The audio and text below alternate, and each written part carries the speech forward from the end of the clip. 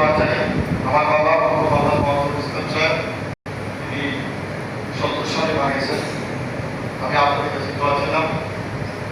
আর হচ্ছে আমি যেহেতু রাজনীতি করেছি, আমার এর সাথে জনপ্রিয় ছিল, তিনি মারা গেছেন, তার জন্য দোয়া ছিল। আমার ছেলে সন্তান নেই, ওনার ছেলে আমার ক্লাসমেট ছিল, এই হিসেবে আমার বক্তব্য আপনাদের কাছে দোয়া ছিল।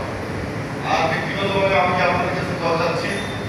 আপনারা জানেন এই আগামী কিছুদিন পরে জাতীয় সংসদ নির্বাচন ফেব্রুয়ারিতে।